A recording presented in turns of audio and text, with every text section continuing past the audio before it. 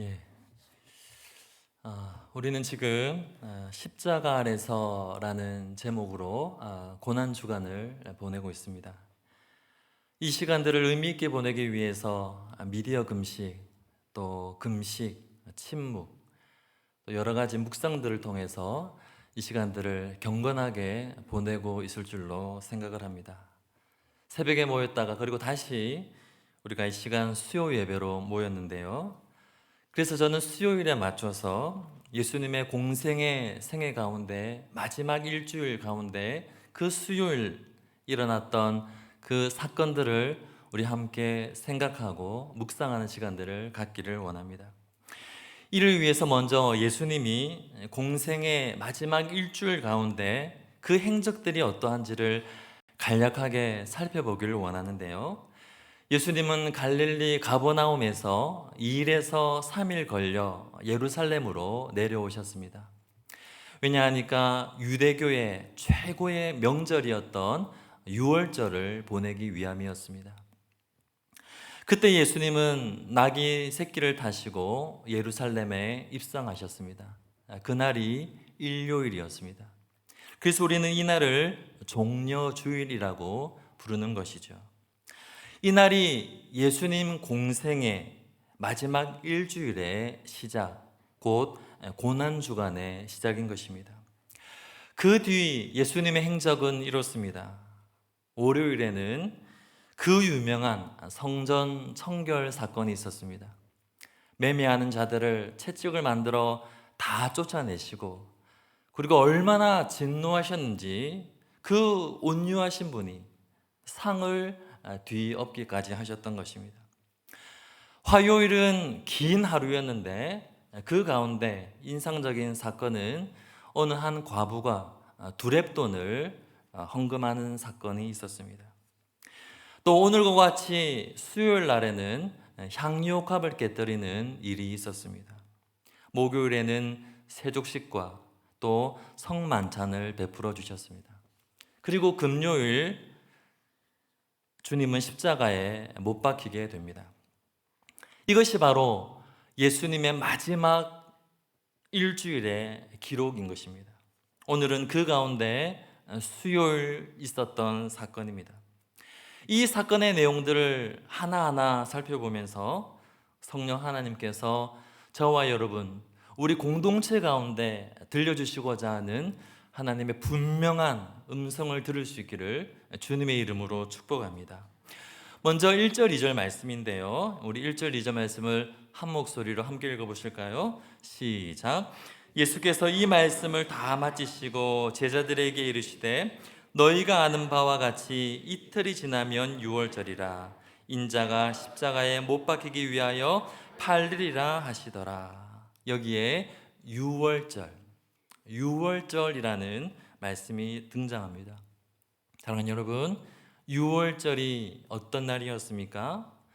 이스라엘에게 있어서 이 유월절이란 혹독했던 이스라엘의 애굽의 속박으로부터 정말 살기 괴로웠던, 그래서 하루하루 하나님께 부르짖을 수밖에 없었던 그 노예의 속박으로부터 벗어나 해방과 구원이라는 기쁨을 맛보았던 날이었습니다. 그런데 이 구원의 날이 다가오기 전은 이 날은 갑작스럽게 찾아온 날이 아니었습니다. 그 밤사이 이스라엘은 준비를 해야만 했는데 그 준비는 출애굽기 12장 21절에서 22절에 등장하는데요. 우리 다시 한 목소리로 읽어보시겠습니다. 시작. 모세가 이스라엘 모든 장로를 불러서 그들에게 이르되 너희는 나가서 너희의 가족대로 어린 양을 택하여 유월절 양으로 잡고 우슬초 묶음을 가져다가 그릇에 담에 그 피를 문방과 좌우 설주에 뿌리고 아침까지 한 사람도 자기 집 문 밖에 나가지 말라. 애굽에서 속박되었던 노예로부터 자유를 얻고 속박으로부터 벗어나 구원받기 위해서 이스라엘이 준비해야 할 일들이 있었는데 그 준비는 무엇입니까? 각 가정마다 어린 양 한 마리를 잡아다가 그 피를 그릇에 다 담아서 임방과 설주에 바르는 일이었습니다. 임방은 기둥과 이 기둥 사이를 가로지르는 나무였습니다. 그리고 설주는 양 기둥을 말했습니다. 그러니까 그 피를 이렇게 바르는 것이었죠. 그렇게 바르고 나면 하나님이 그날 밤 애굽을 통과하게 지나가게 될 것입니다. 하나님이 그 애굽을 지나가시는 행위는 애굽을 향한 하나님의 심판이 될 것입니다. 이 심판은 전에도 경험하지 못했고 또 앞으로도 경험하지 못할 하나님의 무시무시한 진노였습니다. 왜냐하면 애굽에서 처음 난 모든 것들, 그것이 짐승이었건 사람이었건 상관없이, 또 노예였건 피라미드 정점에 있는 애굽 왕의 아들이었건 상관없이 모든 맏아들, 처음 난 아들들, 그것이 딸이었건 아들인 건 상관없이 전부 다 죽임을 당하게 될 것입니다. 그러니 그 애굽 전역에서는 맏아들을 잃어버림으로 인하여서, 내 사랑하는 첫 자녀를 잃어버림으로 인하여서 생기는 죽음으로 인해 애굽 전역이 고통으로, 곡성으로, 슬픔으로 통곡하게 될 것입니다. 그러니까 애굽 전역은 심판과 저주와 죽음과 파멸이 온 땅 가운데 가득하게 될 것이죠. 그런데 그런 와중에 이스라엘은 안전하게 될 것입니다. 그 두려운 심판의 재앙 속에서도 이스라엘은 생명을 건지게 될 것입니다. 왜냐하면 하나님의 말씀대로 문에 어린 양의 피를 발라놓았기 때문입니다. 하나님이 애굽을 지나가실 때 그 피를 바른 문을 보고 하나님은 넘어가게 될 것입니다. 이것이 바로 유월절인 것입니다. 유월절에 해당하는 한자말은 넘어갈 유, 그리고 건너갈 절, 월에 해당합니다. 그러니까 하나님이 그 피를 보시고 넘어서 건너간다라는 의미인 것입니다.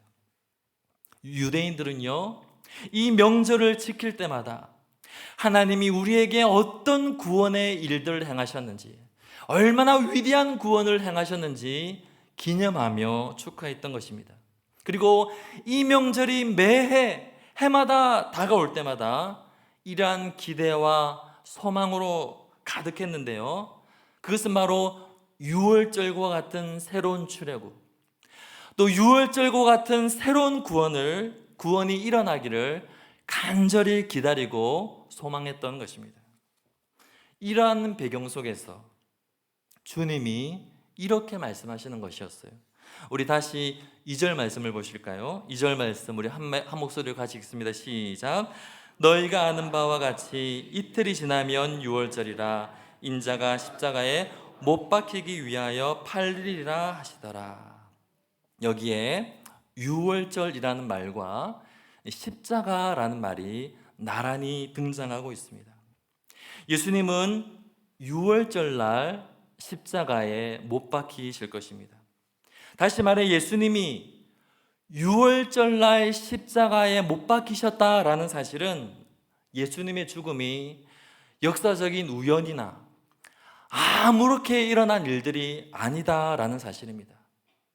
예수님이 유월절날 죽임을 당하셨다라는 사실은 성부 하나님이 오래전부터 구원을 계획하신 하나님의 허락하심과 하나님의 철저한 주도하심과 계획 속에서 이루어진 죽음이다라는 사실입니다. 그렇다면 사랑하는 여러분, 예수님이 유월절날 십자가에 못 박혀 죽임을 당하셨다라는 사실은 어떤 의미를 가집니까? 그것은 바로 우리 주님이 우리의 모든 죄를 속량하실 하나님의 어린 양이다라는 사실입니다. 그분이 이스라엘이 그토록 오랫동안 기다려왔던 새로운 출애굽을 가져다 줄 메시아라는 사실입니다. 그분은 십자가를 통하여서 뱀의 머리를 짓밟고 악을 정복하실 것입니다. 죄로 인해 하나님과 멀어졌던 우리 사이를 다시금 가깝게 하고 화목하게 하실 것입니다. 그렇게 하심으로 사단의 나라에 사로잡혀 있던 저와 여러분 우리 모두를 해방시켜 주실 것입니다. 죄와 죽음으로부터 구원을 가져다 주실 것이다 라는 사실입니다. 그 보혈을 통해 우리의 붉었던 모든 죄악들이 하얗게 씻어지게 될 것입니다. 하나님과 다시금 하나가 되고 화목해야 된다라는 사실이죠. 이를 위해 우리 주님이 세상에 오셨다라는 사실입니다.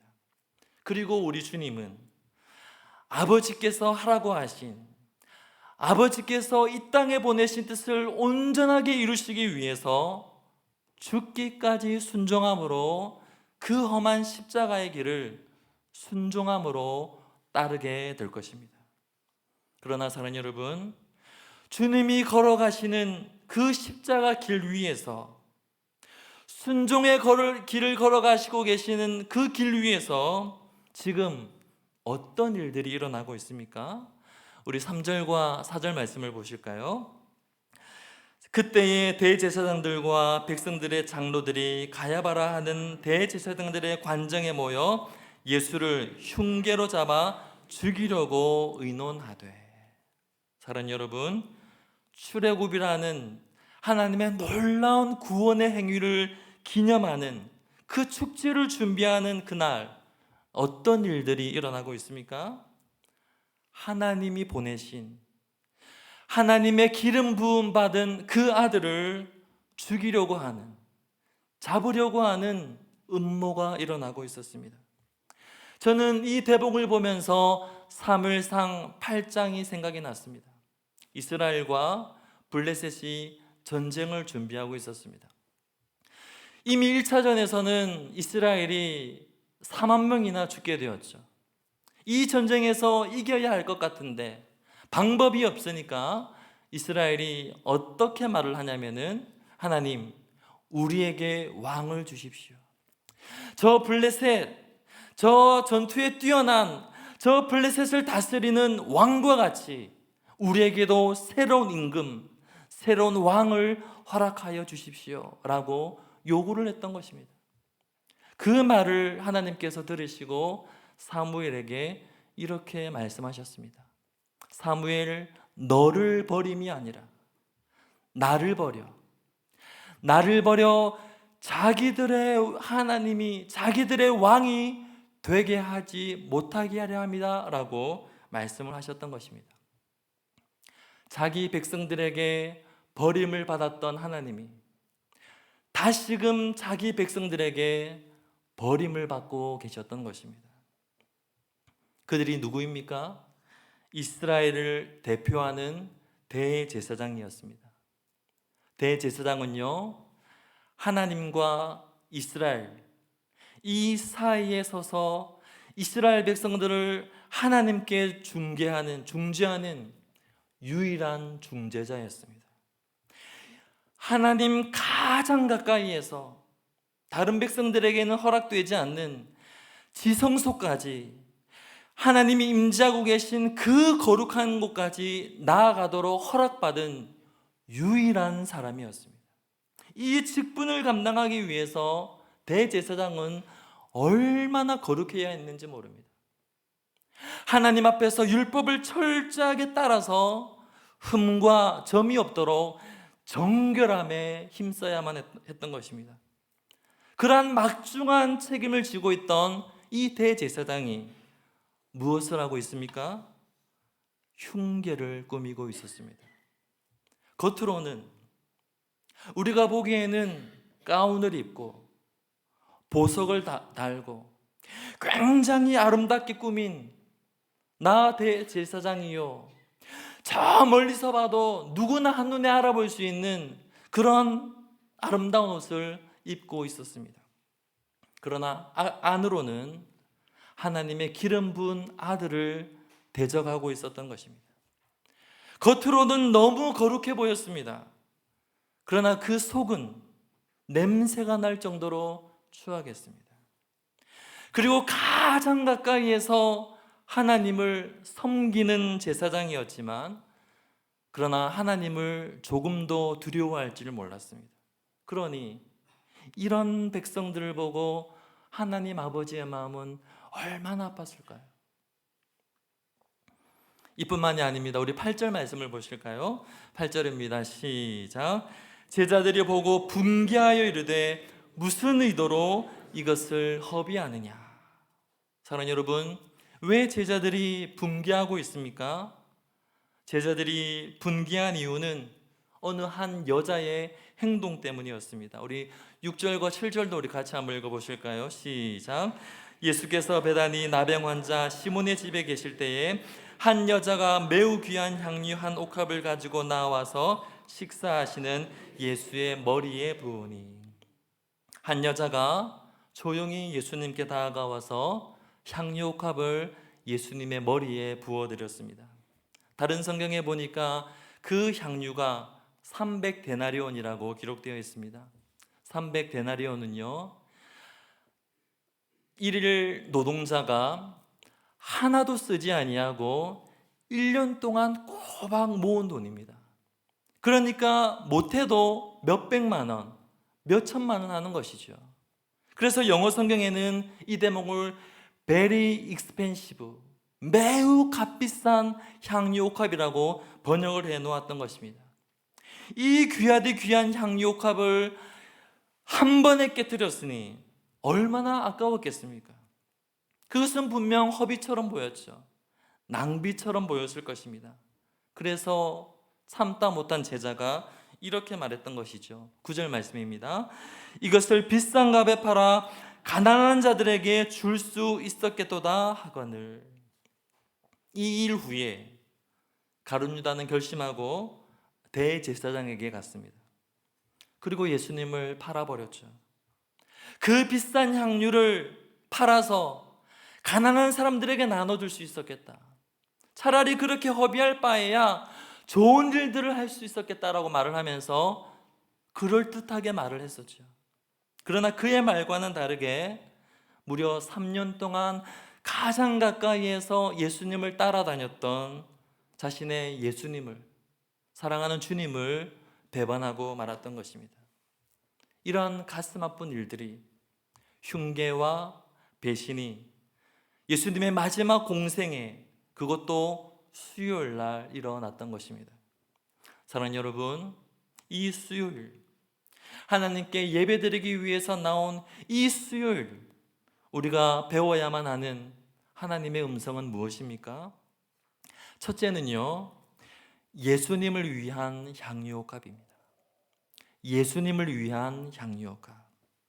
저는 이 대목을 보면서 어떻게 이 귀한 향유옥합을 깨뜨릴 수 있었을까? 무려 1년치 연봉에 해당합니다. 어떻게 몇백만 원, 몇천만 원을 아끼지 아니하고 주님을 위해서 깨뜨릴 수 있었을까? 이 질문에 대해서 묵상하고 기도하는 가운데 누가복음 7장 47절에서 그 해답을 발견할 수 있었는데요. 우리 한 목소리로 같이 읽어보겠습니다. 시작. 이러므로 내가 내게 말하노니 그의 많은 죄가 사하여 졌도다. 이는 그의 사랑함이 많음이라. 사함을 받은 일이 적은 자는 적게 사랑하느니라.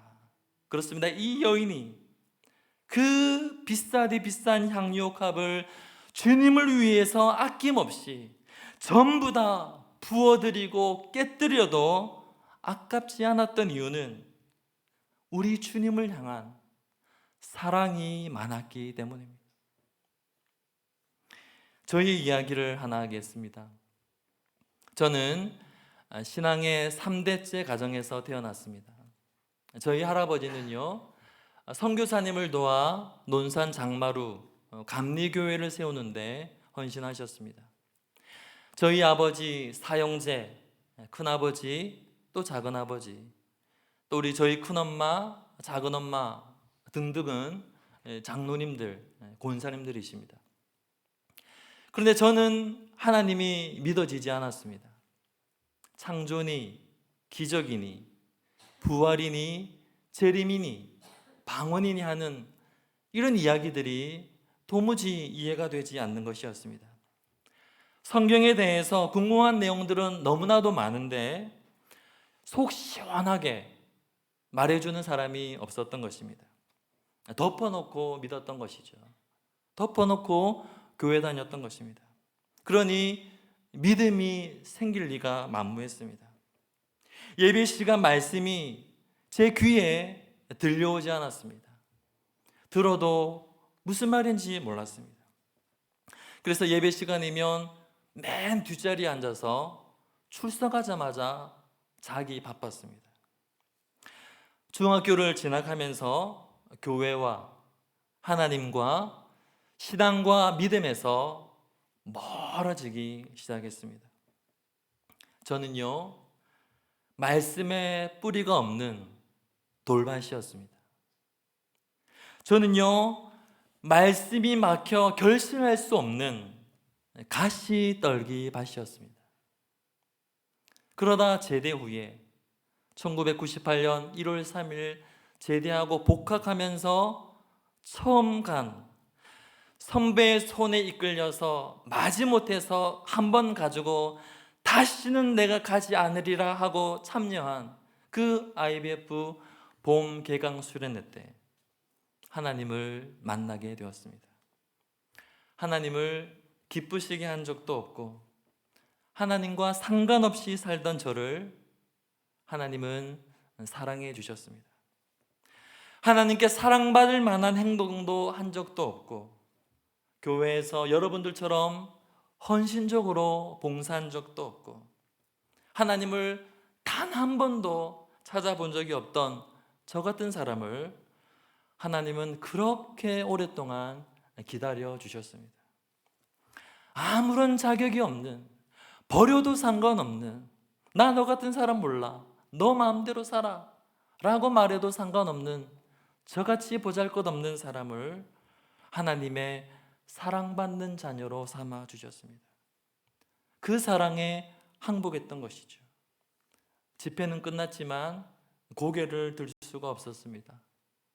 눈에는 눈물이, 코에는 콧물이 흘러넘쳤기 때문이죠.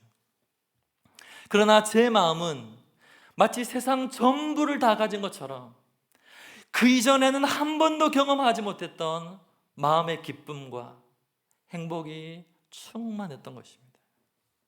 이후 선교단체에서 훈련을 받으면서 예수님이 어떤 분이신지, 하나님이 나를 위해서 어떤 일들을 행하여 주셨는지, 또 공동체의 섬김과 사랑을 배우게 되었습니다.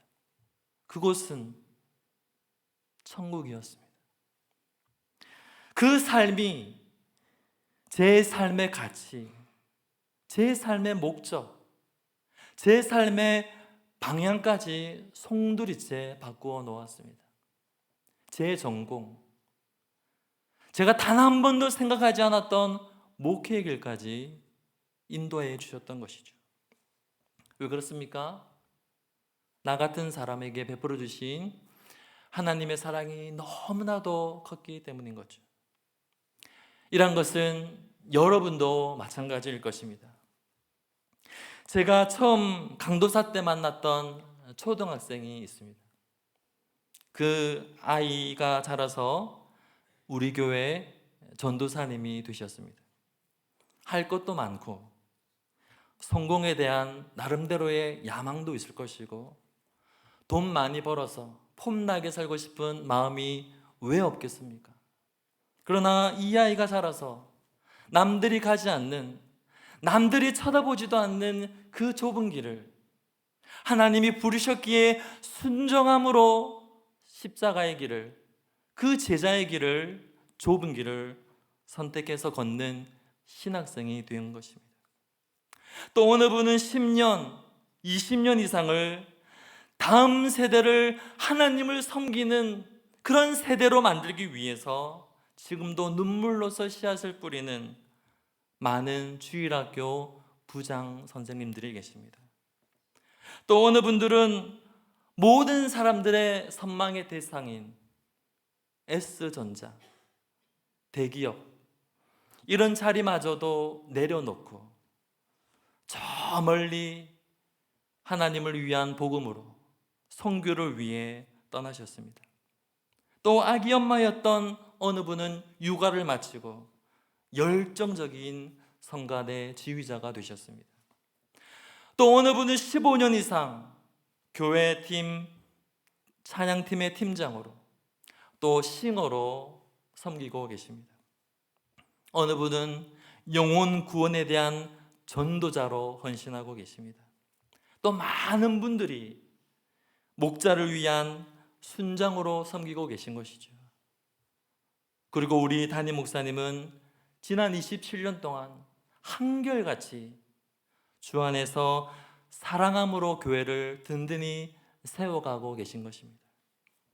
벚꽃은 오늘부로 다 졌지만, 금세 시들어 버렸지만, 그러나 이분들의 주님을 향한 사랑은 조금도 시들 줄도 모릅니다.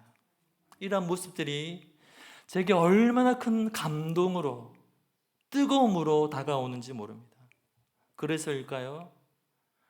예배당에 들어올 때마다 사랑의 수고로 하는 향내가 진동을 하는 것입니다. 많은 분들이 그렇게 하시는 이유가 무엇입니까? 주님을 향한 사랑함이 많기 때문인 거죠. 내게 베풀어 주신 사랑이 너무 커서, 나 같은 사람을 만나 주시고 내게 보여주신 하나님의 은혜와 자비가 너무나도 커서 감사한 것입니다. 이러한 사랑과 섬김과 봉사와 수고들이 우리 주님을 향한 향유 옥합인 것입니다. 그러므로 사랑하는 여러분, 주님의 마지막 공생의 그 수요일, 우리 주님을 위해서 향유 옥합을 아낌없이 깨뜨렸던 것처럼 우리도 우리 주님을 향한 사랑이 높아지고 넓어지고 더욱더 깊어질 수 있기를 주님의 이름으로 축복합니다. 가장 가까이에서 하나님을 섬겼지만, 그러나 하나님을 두려워하지 않았던 대제사장과는 다르게 우리의 신앙이 연수가 점점 길어질수록, 많아질수록 두려움과 떨림으로 하나님을 섬겨갈 수 있기를 주님의 이름으로 축복합니다.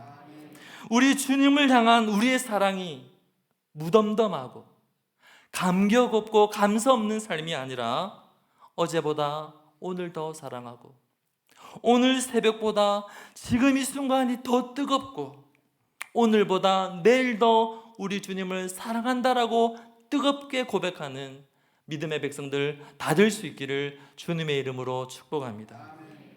두 번째는요, 우리를 향해 깨뜨리신 예수님의 향유 옥합입니다. 우리 주님은 하나님과 멀어졌던 우리 관계를 다시금 접붙이기 위해서, 가깝게 만드시기 위해서 하늘 영광 버리고 낮고 낮은 이 땅에 오셨습니다. 하나님과 우리 사이의 그 멀어진 관계를 다시금 회복시키기 위해서 십자가에 그 험한 길을 가셨던 것입니다. 그러나 우리 주님이 그 십자가의 길을 순종함으로 나아가는 동안 이스라엘 백성들은 어떻게 했습니까?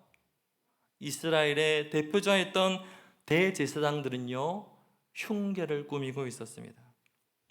제자들은 아직도 3년이나 제자 훈련을 받았지만, 3년이나 예수님의 말씀을 듣고 배우고 있었지만 여전히 이해하지 못했습니다. 그래서 주님, 나에게 큰 자리를 주십시오. 주님, 왼쪽 자리를 주셔야 합니다. 내가 이 자리가 좋습니다 라고 하면서 서로 오른쪽이냐 왼쪽이냐를 놓고 다투며 싸우고 있었던 것입니다.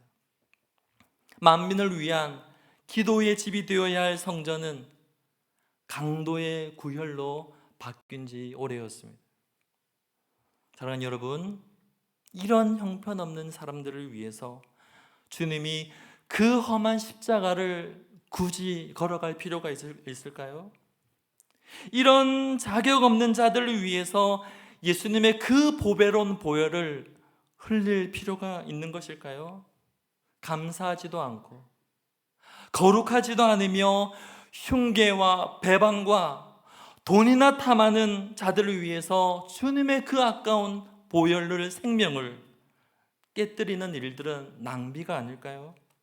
정말로 그렇게 보입니다. 왜냐하면 제자들은요, 예수님이 잡히시는 그날 밤 예수님을 버리고 다 도망갔기 때문입니다. 예수님을 팔아버렸고 예수님을 모른다라고 했고 예수님을 부인했기 때문입니다. 예수님의 그 십자가의 길, 예수님의 고난의 길, 정말 낭비이지 않습니까? 그러나 우리 주님이 가신 그 십자가의 희생의 길은 결코 헛되지 않았습니다. 결코 낭비이지 않았습니다. 왜 그렇습니까? 왜냐하면 하나님의 사랑을 깨닫고 성령을 받은 제자들은 완전히 변화되었기 때문입니다. 변화된 그들은 성령 충만하여 십자가에 못 박혀 죽은 예수를 주님이라고 선포하기 시작을 했습니다. 대제사장들의 위협과 반대에도 불구하고 예수님을 다시는 모른다라고 부인하지 않았습니다. 1년치 연봉뿐만 아니라 자신의 생명까지도 주님을 위해 기꺼이 드렸습니다. 다 드려도, 다 깨뜨려도, 전부를 부어드려도 아깝지 않는 우리 주님임을 깨달았던 것이죠. 내게 있는 향유옥합 주께 가져와 그 발 위에 입 맞추고 깨뜨립니다. 나를 위해 험한 산길 오르신 그 발 걸음마다 크신 사랑 새겨 놓았네. 그렇습니다, 사랑하는 여러분. 우리 주님이 걸어가신 그 십자가의 길은 저와 여러분, 우리를 향한 하나님의 극진하신 사랑입니다. 하나님의 아들을 버리고 하나님의 아들을 십자가에 못 박은 용서받을 수 없는 죄인들을 향하여서 두 팔을 벌리신 십자가는 우리를 향한 하나님의 극진한 사랑인 것입니다. 그 사랑이 우리를 구원하였습니다. 그 사랑이 지금도 우리를 여전히 붙들고 계십니다. 그 사랑이 우리를 강권하는 것입니다. 사랑하는 여러분, 이러한 만극하신, 다 갚아도 다 갚을 수 없는 지극히 크신 사랑을 우리에게 베풀어 주신 목적이 무엇입니까? 바로 이를 위함인데요, 우리 한 목소리로 고린도후서 5장 15절 말씀을 우리의 신앙을 담아서 한 목소리로 뜨겁게 고백해 볼까요? 시작. 그가 모든 사람을 대신하여 죽으심은 살아있는 자들로 하여금 다시는 그들 자신을 위하여 살지 않고 오직 그들을 대신하여 죽었다가 다시 살아나신 이를 위하여 살게 하려 함이라. 아멘. 그렇습니다. 하나님이 사람이 되시고 영광의 주님이 낮아지시고 충만하신 분이 자기를 비우시고 영생하시는 분이 죽으신 이유는 더 이상 나 자신만을 위해서 사랑하는 것이 아니라 나를 사랑하사 자기 아들을 버리신 우리 주님을 끊임없이 사랑하는 그 사랑함으로 살아가기 위해서 우리 주님이 십자가에 희생당하셨던 것입니다. 사랑하는 여러분, 우리의 단 한 번뿐인 우리의 인생을 낭비하지 않는 길은 무엇입니까? 길을 헤매고 어디로 갈지 몰라 방황하며 길을 잃어버릴 수 있는 수많은 길들 가운데서 바른 길을 걸어갈 수 있는 방법은 무엇입니까? 우리의 단 한 번뿐인 삶을 성공으로 살아가기 위한 방법은 무엇입니까? 이 질문에 대한 성경의 대답은 이것입니다. 오늘 수요일 우리에게 들려주시는 성령 하나님의 분명한 음성은 이것입니다. 그것은 바로 우리 주님을 위해 사는 것, 우리 주님이라는 삶의 표대를 향하여서 우리 주님이 우리의 삶의 목적이 되는 것을 위함인 것입니다. 아무리 잘 살고 아무리 성공해도 그러나 그 삶이 나 자신만을 위한 것이라면 그 삶은 낭비가 될 것입니다. 허비가 되고 말 것입니다. 죽음과 함께 모든 것들을 다 잃어버리고 말 것입니다. 아름답게 피었지만 비가 옴으로써 다 떨어지고 말았던 벚꽃과 같이 허무한 인생이 되고 말 것입니다.